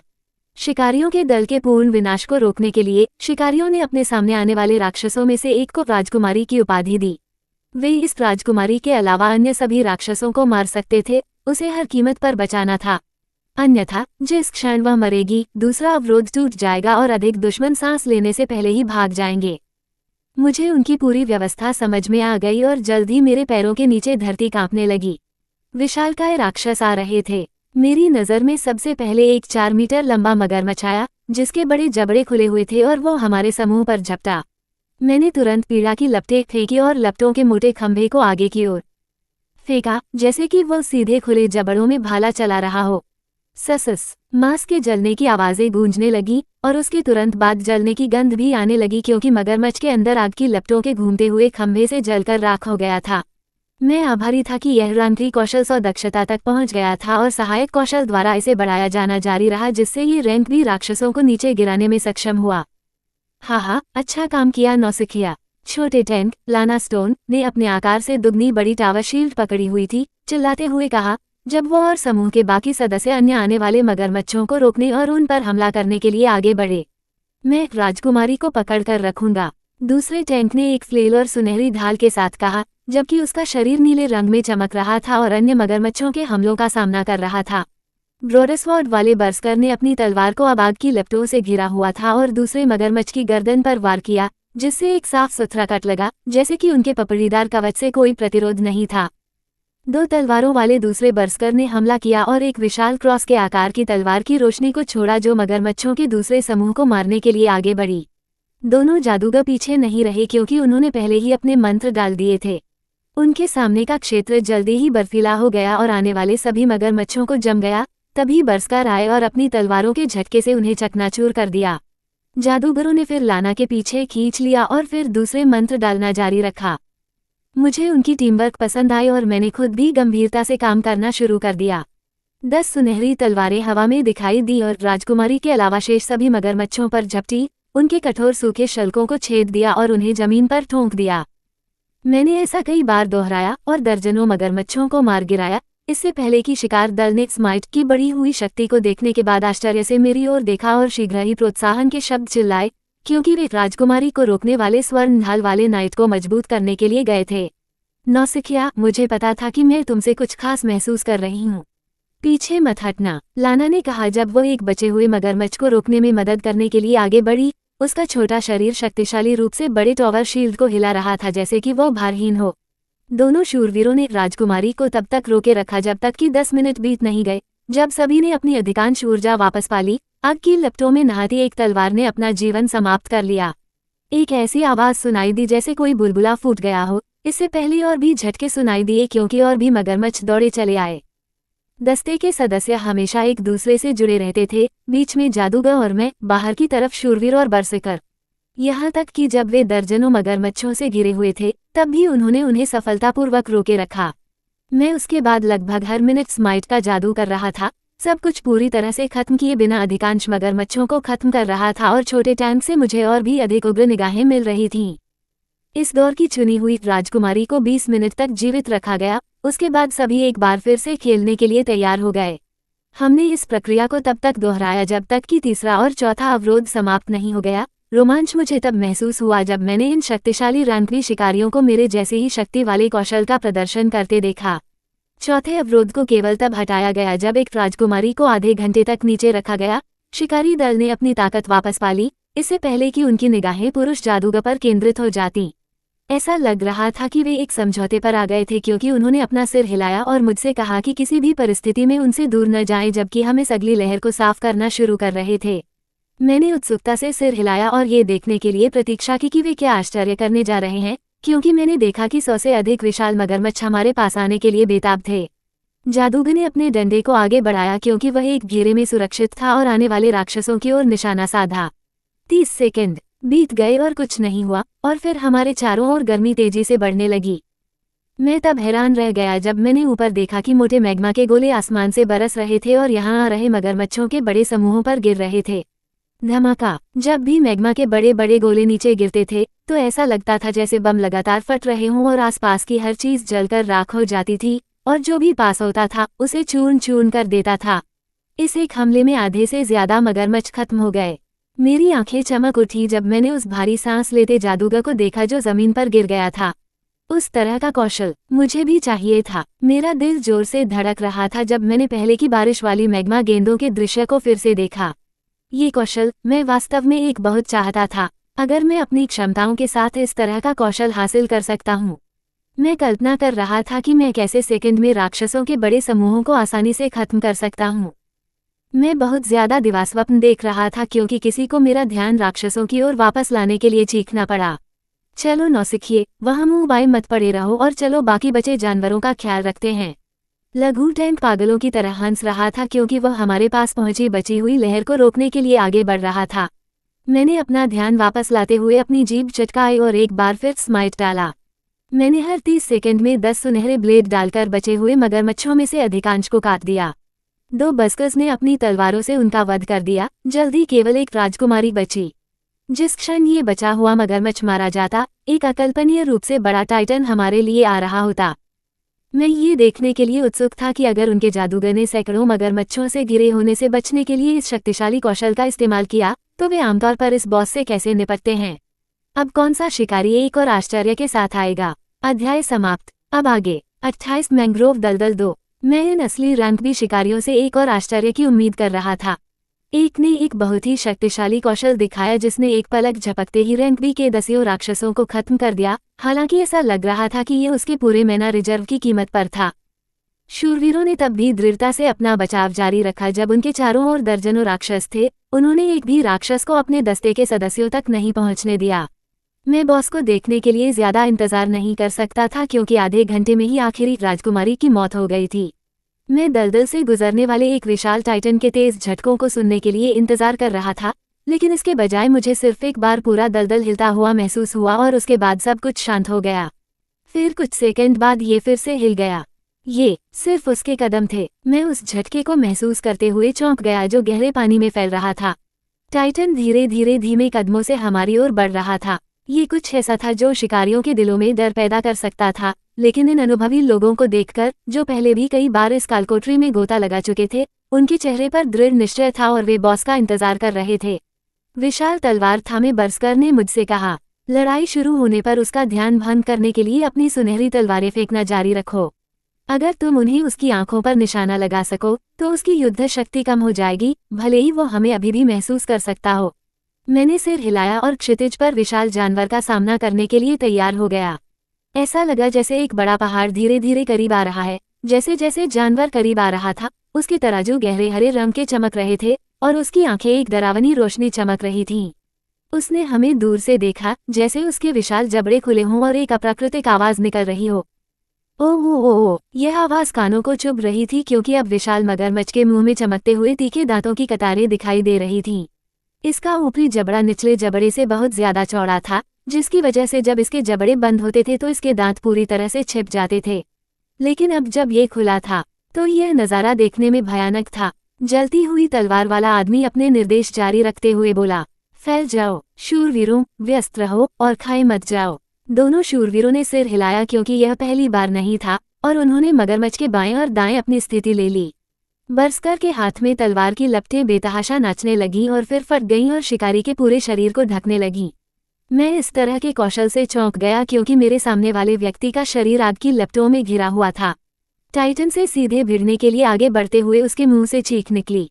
जब बरस्कर को तुरंत पीछे फेंका गया तो वहां एक बहुत बड़ी रोशनी फैल गई। वह एक बहुत बड़े आग के गोले की तरह दिख रहा था। 10 सुनहरे ब्लेड जल्दी से दिखाई दिए और उनमें से आधे एक सीधी रेखा में प्रत्येक आंख की ओर बढ़ गए। एक दर्दनाक आवाज गूंजी जब विशालकाय मगरमच्छ की आंखें फट गईं और मवाद बाहर निकलने लगा। दोहरे ब्लेड वाले बरस्कर ने इस मौके का फायदा उठाते हुए दो बड़ी तलवारों की रोशनी छोड़ी जो मगरमच्छ के दाहिने हिस्से पर लगी और उसे गंभीर चोट लगी। वो स्थिर नहीं बैठा और एक तरफ मुड़ गया और अगली चीज जो हमने देखी वो ये कि हमारे आकार से दोगुनी बड़ी एक पपड़ीदार पूंछ हरी रोशनी में चमक रही थी और वह तेजी से हमारी ओर बढ़ रही थी। जब पूंछ ने उन पर प्रहार किया तो दोनों शूरवीरों ने चिल्लाकर कहा कि उनके शरीर चमक उठे और प्रकाश की पारदर्शी ढालें उनके सामने प्रकट हो गईं। धमाका, जमीन हिल गई, लेकिन नाइट्स ने अपनी जगह पर डटे रहे और हमला रोक दिया गया। गति को जारी रखते हुए एक जलता हुआ बरस्कर एक बार फिर से हवा में घूमता हुआ आया और लगातार आग के ब्लेड छोड़ता रहा जो मगरमच्छ के सिर पर गिरे। मैंने एक बार फिर स्माइट का जादू किया और 10 ब्लेडों को उसके खुले जबड़े की ओर निशाना बनाया जब वो दर्द से चीख रहा था, जिससे अंदर की नर्म त्वचा फट गई। शेष जादूगरनी जो इस समय चुप थी ने आखिरकार काम किया। उसकी चमकती हुई छड़ी आगे की ओर इशारा करती है क्योंकि एक कार के आकार का हिमखंड नीचे आया और टाइटन के पहले से ही क्षत विक्षत सिर को छेद दिया, जिससे उसकी चीखें कम हो गईं क्योंकि खून और मस्तिष्क पदार्थ चारों ओर बिखर गए। इन सभी शानदार कौशलों को देखकर मेरा खून खौल रहा था और मैं अपने खुद के उच्च रैंक वाले कौशलों को इकट्ठा करने के लिए इंतजार नहीं कर सकता था। मैंने विकृत टाइटन की लाश को देखा और खुद से वादा किया कि आने वाले दिनों में मैं इस कालकोठरी को कम से कम 10 बार चलाऊंगा, ये देखने के लिए कि कौन सी रैंक बी कौशल सामने आती है, और निश्चित रूप से रैंक ए कौशल के गिरने का दुर्लभ मौका। शिकार दल के सदस्य छापे के समाप्त होने पर खुशी मना रहे थे, तभी एक हरा क्रिस्टल दिखाई दिया। लाना मेरी ओर आए और बोली, बुरा नहीं है नौसिखिया, तुम्हारे उन ब्लेडों की वजह से हम रिकॉर्ड समय में अपना छापा समाप्त कर पाए, हमारा मुनाफा बढ़ने वाला है। बाकी सदस्य हंसने लगे और उन्होंने एक साथ इकट्ठा होकर ये देखने की कोशिश की कि कोई घायल तो नहीं हुआ है। जादूगर जिसने अद्भुत दिखने वाला कौशल दिखाया था जिसमें आकाश से मैग्मा बॉल गिरते थे, वह फिर से अपने पैरों पर खड़ा हो गया क्योंकि उन्होंने लूट का माल इकट्ठा किया और कालकोठरी छोड़ने की तैयारी की। मैंने अपने आसपास मगरमच्छों की ढेरों लाशों को देखा और बगल में एक और भी बड़ी लाश थी। मुझे पता था कि अगर मैं अकेला हूं तो मैं इस कालकोठरी को साफ कर सकता हूं, लेकिन सैकड़ों मगरमच्छों और इस विशाल जानवर को मारने में मुझे बहुत समय लगेगा और मुझे जितनी जल्दी हो सके कालकोठरी को साफ करना पसंद था। मेरा सर्वोच्च रैंकिंग आक्रामक कौशल सी था और मुझे लगा कि मुझे इन शिकारियों के समान एक उच्च क्षति रैंक बी कौशल की आवश्यकता है ताकि एक और भी सहज बॉस रन हो सके। एक छेनीदार आदमी का चेहरा मेरे दिमाग में आया जब मैंने सोचा कि आगे क्या करना है। कोर और गिराए गए आइटम को इकट्ठा करने के बाद हमने अपने हाथ हरे क्रिस्टल पर रखे और एक बार फिर बाहरी दुनिया में स्थानांतरित हो गए। मोनोलिथ के पास पहरा देने वाले अधिकारी आश्चर्यचकित थे और जब हम बाहर आए तो उन्होंने अपनी घड़ियां देखीं। मेरे अतिरिक्त होने के कारण इस बार कालकोठरी 3 घंटे से कम समय में पूरी हो गई। मैंने रैंक बी के शिकारियों की संपर्क जानकारी ली क्योंकि उन्होंने मुझे उनके साथ जश्न मनाने के लिए आमंत्रित किया था। मैंने इसके बारे में सोचा क्योंकि मुझे याद आया कि मैंने काफी समय से खुद को किसी भी सामाजिक सेटिंग में नहीं जोड़ा था, शायद ये कुछ अच्छा करने के लिए होगा। कालकोठरी कहीं नहीं जा रही थी और कुछ घंटों के लिए नई जगहों पर जाना नुकसानदेह नहीं होगा। मैंने उनसे कहा कि मैं उनसे मिलूंगा क्योंकि मैंने पहले से ही इस समय कुछ और करने की योजना बनाई हुई थी और वाइस एडमिरल के कार्यालय की ओर चला गया। कई सुरक्षा बिंदुओं को पार करते हुए मैं एक बार फिर कागजों के ढेर से भरे दफ्तर में वापस आया। मैग्नार ने दीवार पर लगी एक पुरानी घड़ी को देखा और फिर मेरी तरफ देखकर मुस्कुराया और कहा, मुझे लगता है कि सब कुछ ठीक रहा। बहुत, और मैं मदद करना जारी रखना चाहूंगा, लेकिन पहले मुझे आपसे एक मदद चाहिए होगी। मेरी बातें सुनते ही उस आदमी की आंखें चमक उठीं। इस बार मैं सेना के हाथों में आक्रामक रैंक बी कौशल देखना चाहता था जिसे मैं कालकोठरी से अपने भागने को और भी आसान बनाने के लिए सीख सकता था। भले ही मैं अब इसे हराने के लिए पर्याप्त रूप से अच्छा था, लेकिन और भी अधिक तैयार होना कोई मुद्दा नहीं था। मैं कालकोठरी में कूद सकता था और रैंक बी कौशल के लिए इसे साफ करने में कुछ समय बिता सकता था, लेकिन ड्रॉप यादृच्छिक थे इसलिए मुझे कभी नहीं पता होगा कि मैं उस कौशल से पहले कितनी देर तक गोता लगाऊंगा जिसे मैं वास्तव में उपयोग करना चाहता था। निम्न श्रेणी के कौशल भी तेजी से अपनी प्रभावशीलता खो रहे थे क्योंकि rank F fireball rank B राक्षसों के तराजू पर सेंध नहीं लगा रहा था और पूरे कालकोठरी गोता में एक बार भी इसका उपयोग नहीं किया गया था। सिर्फ एक रैंक बी कौशल। मैं ऐसा कुछ कर सकता हूँ, मुझे किसी को बुलाने दो। मैंने सिर हिलाकर उनका अभिवादन किया और बगल में प्रतीक्षा करने लगा। 1 मिनट बाद व्यावसायिक पोशाक पहने एक महिला कमरे में आई और वाइस एडमिरल का अभिवादन किया। बॉस, ये वह दस्तावेज है जो आप चाहते थे। मैगना ने उसकी ओर सिर हिलाया और वो मोटी किताब उठाकर मुझे थमा दी। यह उन सभी रैंक बी कौशलों की सूची है जिन्हें अभी तक वितरित नहीं किया गया है। हमें बताएं कि कौन सा आपके स्वाद के अनुकूल है और हम इसे आपके लिए भंडारण से निकाल लेंगे। मैगना ने अपने सामने खड़े शिकारी की ओर देखा जो कौशल पुस्तकों की सूची को ध्यान से देख रहा था और एक अन्य उत्कृष्ट शिकारी की भर्ती की उपलब्धि पर मुस्कुराया। ये देखते हुए कि कैसे उसने कालकोटरी की दौड़ को लगभग आधा कर दिया, उसकी मदद आने वाले हफ्तों में और भी ज्यादा संसाधन लाती रहेगी। उसे बस उम्मीद थी कि इस शिकारी के जुड़ने के साथ साथ वे जो कुछ भी करने की कोशिश कर रहे थे, उससे उनकी ताकत इतनी बढ़ जाएगी कि वे आने वाली चुनौतियों का सामना कर सकें। उन्हें वास्तव में शीर्ष रैंक के शिकारी की ज्यादा जरूरत थी, लेकिन उन्हें इतनी जल्दी विकसित नहीं किया जा सका। वह अपने सामने खड़े शिकारी को भी एक अन्य उम्मीदवार के रूप में अनुकूल दृष्टि से देख रहा था, क्योंकि पिछले सप्ताह ही उसकी शक्ति में बहुत वृद्धि हुई थी। हो सकता है कि उससे अभी और भी आश्चर्य की बात हो। अध्याय समाप्त। अब आगे। 29 कोलिजियम। पुस्तक में मेरी अपेक्षा से कहीं अधिक कौशलों की सूची थी, जिससे मुझे अपना पहला रैंक भी आक्रामक कौशल तय करने में कुछ समय लगा। एक विनाशकारी कौशल ने मेरी नज़र को अपनी उच्च क्षति क्षमता और इस तथ्य के साथ आकर्षित किया कि यह मैंग्रोव दलदल के मगरमच्छों के विशाल समूहों के साथ बहुत अच्छी तरह से मेल खाएगा जो मेरे अकेले जाने पर मेरी ओर झुंड में आ जाएंगे।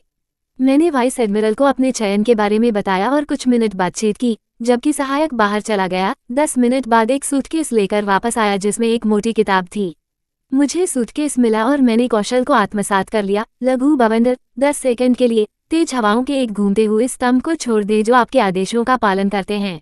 कौशल बिना किसी समस्या के मेरे पैनल में दिखाई दिया और मैं जितना संभव हो सके उतना स्पैम करने के लिए उत्सुक था जब सैकड़ों मगरमच्छों ने मुझे चारों तरफ से घेर लिया।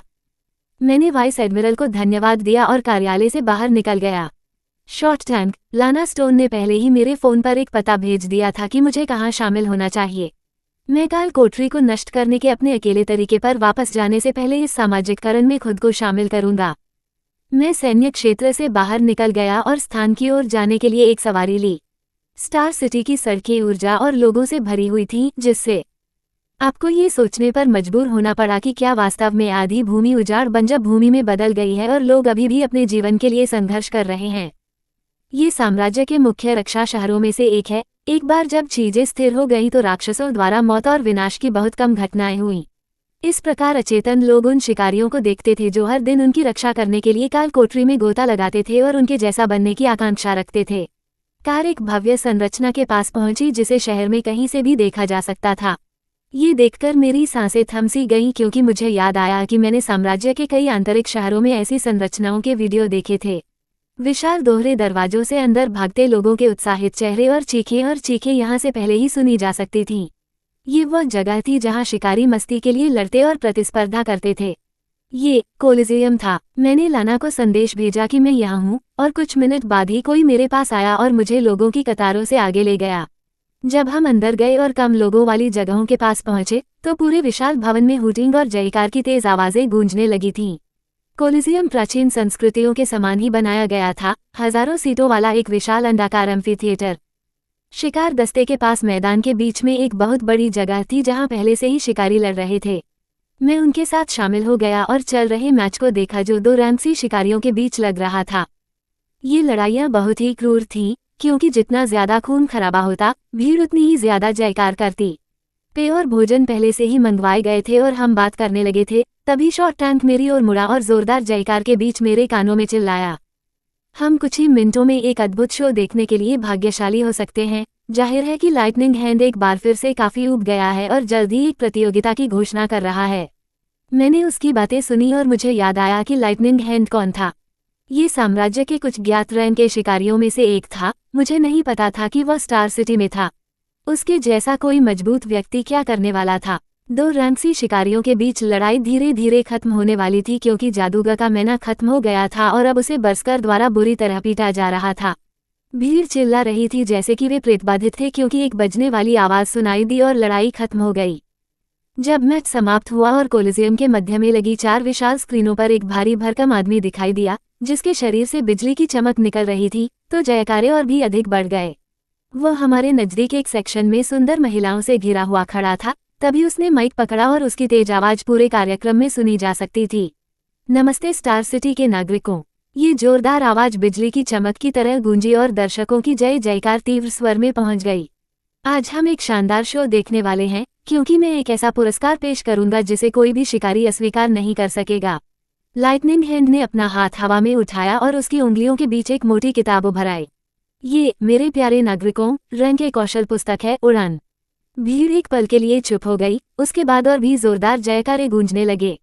जब मैंने स्क्रीन पर दिख रहे उस आदमी और उसके हाथ में चमकती हुई कौशल पुस्तक को देखा तो मेरा दिमाग चौंक गया। शिकार दल के सदस्य अपनी सीटों से उठ खड़े हुए क्योंकि उनके चेहरों पर गंभीर भाव उभर आए थे। जिस व्यक्ति के शरीर पर बिजली की किरणें नाच रही थीं, उसने आगे कहा, केवल आज के लिए, अगले 30 मिनट में फ्री फॉर ऑल लड़ाई का विजेता इस बुरे लड़के को घर ले जाएगा। जोरदार चीखें बढ़ती जा रही थीं क्योंकि स्टेडियम के हर कोने से शिकारी लालची चेहरे के साथ उठ खड़े होते थे। यह एक रैंक ए कौशल था, ऐसा कुछ जो रैंक बी कालकोठरी में शायद ही कभी गिरता था और केवल उन कालकोठरी से ही बाहर आता था जहां बहुत कम शिकारी जा सकते थे। ये कई शिकारियों का सपना था। मैं भी इस तरह की किसी चीज पर हाथ डालने की उम्मीद कर रहा था। उड़ान कुछ ऐसा जो आपको सचमुच अच्छा उड़ने की अनुमति देता है। अब सभी शिकारी जो भाग लेना चाहते हैं, रिंग में कूद पड़ी। जैसे ही उसने यह बात खत्म की, कई शिकारी अपनी सीटों से कोलोसियम के केंद्र में विशाल गोलाकार क्षेत्र में कूदने लगे। शिकारी कौशल के लालची थे, लेकिन इतने चतुर थे कि अपनी जान नहीं गंवानी पड़ी। कूदने वालों में से ज्यादातर रैंक सी के शिकारी थे और कुछ रैंक बी के थे। शिकार दल के सदस्य एक दूसरे को देखने लगे, इससे पहले कि छोटा टैंक कहता, हाँ, चलो अपने प्रतिबंधों को एक तरफ रख दें और देखें कि कौन सा व्यक्ति इतना भाग्यशाली है कि उसे आसमान से गिरने वाली यह पाई मिल जाती है। बाकी लोगों ने भी इस पर सिर हिलाया और वे भी नीचे कूदकर शिकारियों के साथ शामिल हो गए। मैंने अखाड़े में शिकारियों की भीड़ को देखा और खुद भी उठ खड़ा हुआ। ये पहले से ही शिकारियों की घनी संख्या से भरा हुआ था जो अपनी जान जोखिम में डाल रहे थे। मैंने इसे देखा और एक आह भरते हुए खुद नीचे कूद गया। मैं वास्तव में इस तरह की किसी चीज पर चुप नहीं बैठ सकता था। रैंक के कौशल इतने दुर्लभ थे कि इस तरह का दूसरा कौशल प्राप्त करना लगभग असंभव होगा जब तक कि आप उच्च रैंकिंग वाले रिंगॉन को दसियों या सैकड़ों बार खेती न करें। अब भी मैं सवाल कर रहा था कि यह रैंक के शिकारी इसे मनमाने ढंग से क्यों दे रहा था। उन्होंने बोलना जारी रखा, जबकि शिकारी मैदान में प्रवेश करते रहे। फ्री फॉर ऑल के नियम सरल हैं, जो अंतिम व्यक्ति बचता है वह जीतता है। जैसे जैसे मुकाबले की तैयारी जारी रही, भीड़ पागल हो गई। लोग खड़े होकर पागलों की तरह चिल्लाने लगे, जैसे कि वे ही पुरस्कार पाने वाले हों। कुछ मिनट बीत गए और कोई भी शिकारी रिंग में नहीं कूदा। लाइटनिंग हैंड ने घनी भीड़ वाले अखाड़े के चारों ओर देखा और अपना हाथ ऊपर उठाया। विशाल कोलिजियम में शांति छा गई, इससे पहले कि वो उसे नीचे लाए और चिल्लाए, शुरू करो। अध्याय समाप्त। अब आगे। अध्याय 30 सभी के लिए मुफ्त। जैसे ही लड़ाई शुरू हुई, अखाड़ा चीख पुकार से भर गया। चारों ओर से कौशल के धमाके गूंजने लगे। रैंक सी के शिकारी बिना किसी सवाल के एक दूसरे को हरा रहे थे। उनकी आंखें लालच से भरी हुई थीं। यहाँ निम्न श्रेणी के शिकारी वे थे जिनका लालच उनकी सामान्य समझ से अधिक था, क्योंकि समझदार लोग अपनी सीटों पर बैठे रहे और देखते रहे जब उन्हें एहसास हुआ कि इस प्रतियोगिता में भाग लेने वाले अधिकतर लोग भी श्रेणी के होंगे। मैंने अपने सामने अराजकता का दृश्य देखा जब मैंने मुस्कुराया और चुपके और छलावरण दोनों को सक्रिय किया। मैं सभी शिकारियों की नज़रों से ओझल हो गया और कई रक्षात्मक कौशलों के साथ पूरी तरह से सुरक्षित रहते हुए दृश्य को देखा, जो गलती से मेरे रास्ते में आने वाले किसी भी जादू को दूर कर देता था। नीचे खूनी लड़ाई को देखते हुए दर्शक उन्माद में चिल्ला रहे थे और किसी के गिरने पर और अधिक खून बहाने की मांग कर रहे थे। रैंक भी शिकारी धीरे धीरे पूरी ताकत से आगे बढ़ने लगे, विनाशकारी कौशल बाहर निकलने लगे। जिस दस्ते के साथ मैं मैंग्रोव दलदल में गोता लगा रहा था, वे सभी एक दूसरे से दूर अपनी लड़ाई लड़ रहे थे, लेकिन उनमें से एक जादूगर पहले ही बेहोश हो चुका था। ध्यान के केंद्र में एक शिकारी था जो 2 गोल ढाल पकड़े हुए था और उसका शरीर सुनहरी रोशनी में नहाया हुआ था। इस शूरवीर ने अपने पास आने वाले सभी हमलों और शिकारियों को सफेद रोशनी के विस्फोटों से पीछे धकेल दिया। अकेले उसके कारण कई शिकारी मारे जा रहे थे। दूसरी ओर एक महिला धनुष थामे खड़ी थी, जो जलते हुए तीर चला रही थी और शिकारियों को बुरी तरह घायल कर रही थी। मैंने ये सब देखा, किसी भी शिकारी की हरकतों से बचते हुए और किसी भी शिकारी की सूचना के बिना उन पर होने वाले हमलों को झेलते हुए। खूनी लड़ाई तब तक जारी रही जब तक कि रैंक सी के अधिकांश शिकारी मारे नहीं गए और रैंक बी के 9 शिकारी मैदान के फर्श पर एक दूसरे को घूरते हुए रह गए। उनमें से एक अब और नहीं टिक सका और अपने सबसे नजदीक दूसरे शिकारी की ओर दौड़ते हुए युद्ध की पुकार लगाई। एक और हाथापाई हुई, जिसमें 2 गोल ढालों को पकड़े हुए शिकारी ने किसी भी कौशल को दूर धकेलना जारी रखा और सफेद रोशनी के विस्फोटों के साथ हमला किया। शिकार दल में से मैं जानता था कि केवल जलती हुई तलवार वाला बरसकर ही आगे बढ़ रहा था। उसका पूरा शरीर एक बार फिर आग की लपटों में घिरा हुआ था, क्योंकि वह अकेले ही 2 अन्य शिकारियों से भिड़ गया था। दल के बाकी सदस्य बेहोश हो गए थे या घायल होकर बाहर बैठे थे। मुझे लड़ाई से दूर अखाड़े में एक अपेक्षाकृत दूर की जगह मिली जहां बहुत सारे रैंक्सी शिकारी या तो बेहोश हो गए थे या दर्दनाक संघर्ष कर रहे थे और मैं लड़ाई का निरीक्षण करते हुए बैठ गया। मेरा उद्देश्य बहुत कम काम करना था और आखिरी शिकारी को हराना था जो इस रैंक के कौशल को आसानी से प्राप्त करने के लिए थक जाना चाहिए। ये कड़ा मुकाबला तब जारी रहा जब दो शिकारी एरिना में आमने सामने हो गए। एक शिकारी सुनहरी रोशनी में नहाया हुआ था और उसके हाथ में 2 ढालें थीं और दूसरा शिकारी धनुष से जलती हुई लपटें निकाल रहा था। दर्शकों के बीच उनकी इस लड़ाई ने उत्साह को और बढ़ा दिया क्योंकि जयकारे जारी रहे। मैं बहुत कम काम करके जीत की उम्मीद कर रहा था, तभी मैंने हवा का रुख बदलते हुए महसूस किया। एक दूसरे की ओर बढ़ने के बजाय 2 शिकारी एक ही समय में मेरी ओर मुड़ गए। खैर बकवास। मैं खड़ा हो गया और लड़ाई के लिए जल्दी तैयार हो गया क्योंकि ऐसा लग रहा था कि शिकारियों ने मेरी चुपके और छलावरण को देख लिया है। क्या उनके पास कोई ऐसा कौशल था जो पता लगाने में मदद करता था या कुछ और? खैर, वैसे भी इससे कोई फर्क नहीं पड़ता। मेरे चेहरे पर एक चमकदार मुस्कान खिल गई जब मैंने देखा कि महिला ने अपना धनुष खींचा और मेरी ओर कई ज्वलंत तीर छोड़े और चमकता हुआ शूरवीर आगे बढ़ा। मुझे कम से कम 2 रैंक भी शिकारियों के खिलाफ नए प्राप्त कौशल की विनाशकारी शक्ति का परीक्षण करने का मौका मिलेगा जो इस रैंक के शीर्ष पर खड़े प्रतीत होते हैं। मिनिएचर टॉर्नेडो पहली बार डाला गया था। मेरे सामने तेज हवाओं का एक घूमता हुआ समूह दिखाई दिया जिसने मेरी ओर दौड़ रहे ज्वाला के तीरों को तितर-बितर कर दिया और चमकते हुए शूरवीर को पीछे धकेल दिया। मैंने महसूस किया कि हवाएं मेरे काले बालों को इधर-उधर घुमा रही थीं क्योंकि मैंने निकटतम शिकारी की ओर जाने के लिए कौशल का आदेश दिया था। चमकते हुए शूरवीर का शरीर फैला। वाह, उसका शरीर वास्तव में फैल गया क्योंकि उसमें से निकलने वाली चकाचौंध करने वाली रोशनी बढ़ गई, भारी और तेज हवाओं को झेलते हुए जब तक कि कुछ सेकंड बाद कौशल फीका नहीं पड़ गया क्योंकि इसकी अवधि 10 सेकंड थी। उसका शरीर सामान्य आकार में वापस आ गया, जबकि वह मुश्किल से सांस ले रहा था, हमले का सामना करने में सक्षम होने पर गर्व महसूस कर रहा था। मैंने हल्की हंसी के साथ अपना सिर हिलाया और एक और मिनिएचर टॉर्नेडो फेंका। शूरवीर का चेहरा पीला पड़ गया जब उसने देखा कि दूसरा योद्धा उसकी ओर आ रहा है और उसने 2 ढालों का उपयोग कर हवा के झोंकों का सामना करने की कोशिश की लेकिन कोई फायदा नहीं हुआ। 1 सेकंड बाद ही वह उड़ गया और उसके पूरे शरीर पर घाव हो गए। मैदान पर तीर चलाने वाला बचा हुआ शिकारी मुझसे दूर चला गया था और तीर चलाना जारी रखा था। मैंने उसे अपना रास्ता नहीं अपनाने दिया क्योंकि मैंने बवंडर का इस्तेमाल करके दूरी कम की और उसके स्थान पर एक और लघु बवंडर फेंका। तेजी से घूमती हवाओं ने शिकारी को उसके पैरों से उड़ा दिया, जिससे उसके कवच और उसके नीचे की त्वचा को भारी नुकसान पहुंचा। बल ने अंततः उसे अखाड़े की दीवारों पर उड़ा दिया।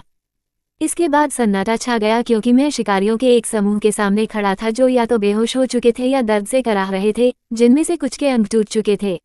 वाह! भीड़ की चीखें 1 और डेसिबल तक बढ़ गईं क्योंकि उन्होंने लड़ाई का अंत देखा और रैन के हंटर की गड़गड़ाहट वाली आवाज सुनी जा सकती थी। हा, अच्छा, अच्छा, अच्छा। उस आदमी ने 3 बार वही शब्द दोहराए, फिर वो उस जगह से उछला और बिजली गिरने की तरह अखाड़े की ओर गिर पड़ा। उसने मुझे ऊपर से नीचे तक देखा और एक बार फिर हंसा, फिर अपने स्टोरेज रिंग से एक चमकती हुई किताब निकाली। शांत लेकिन सावधान, होशियार और शक्तिशाली भी। हाँ, ये कौशल पुस्तक आपके लिए व्यर्थ नहीं गई। इसे शहर में सर्वोच्च उपलब्धियों वाले रैंकवी शिकारी के पास जाना था, लेकिन मैं आवेगी हूँ और मैं अवसर और भाग्य में विश्वास करता हूँ। ये आपका भाग्य है। कौशल पुस्तक को चमकती हुई बिजली की एक पतली परत द्वारा ले जाया गया और मेरी ओर बहता हुआ लाया गया। मैं अपने सामने खड़े इस राक्षस जैसे आदमी को देखते हुए एक रैंक के शिकारी के कौशल पर आश्चर्यचकित था। उसका शरीर ज्वालामुखी की तरह लग रहा था जो फटने और अपने रास्ते में आने वाली किसी भी चीज को नष्ट करने के लिए तैयार था। मुझे पता था कि मैं अभी इस तरह के किसी व्यक्ति का सामना करने के लिए तैयार नहीं हूँ। मेरे गुण कुछ सहायक कौशलों के कारण ही रैंकवी तक पहुंच पाए थे, और अगर मैं इस स्तर पर लोगों से आगे निकलना चाहता था तो मुझे बहुत अधिक मेहनत करने की जरूरत थी, इससे पहले कि सब कुछ बिखर जाए। इस अवसर के लिए धन्यवाद। मैंने कौशल पुस्तक को उठाया और बिना एक भी सेकंड बर्बाद किए उसे वहीं आत्मसात कर लिया और बिजली से घिरे उस आदमी को धन्यवाद दिया। इसका बुद्धिमानी से उपयोग करो और ऊंचे स्थानों तक पहुंचने का प्रयास करो। उसने सिर हिलाया और उसका शरीर सहजता से जमीन से ऊपर उठ गया। कुछ शब्द पीछे छोड़ते हुए वह आसमान में उड़ गया और एक चमकती हुई रोशनी में गायब हो गया। मैं बड़ी मुश्किल से उस बिजली की गति का अनुसरण कर पा रहा था क्योंकि वह चली गई थी, जिससे मैं कालकोठरी में गोते लगाने के अपने अकेले तरीके पर वापस जाने और जल्दी से उस स्तर की ताकत हासिल करने के लिए और भी अधिक उत्साहित हो गया। अध्याय समाप्त। आज के लिए इतना ही, आगे देखेंगे। मैंने अपने सामने दुखी लड़की को देखा जो अपने उदास चेहरे पर मुस्कान लाने की कोशिश कर रही थी। फिर मैंने एक आह भरी और उसका सिर अपनी छाती पर ले आया, ये सुनिश्चित करते हुए कि खुरदरा स्केल आर्मर हटा दिया जाए और उसे पहले से ही स्टोरेज रिंग में रख दिया जाए। मुझे इस व्यक्ति के प्रति विशेष रूप से लगाव की भावना नहीं थी क्योंकि मैं उससे अभी कुछ दिनों पहले ही मिला था। पूरा देखने के लिए धन्यवाद।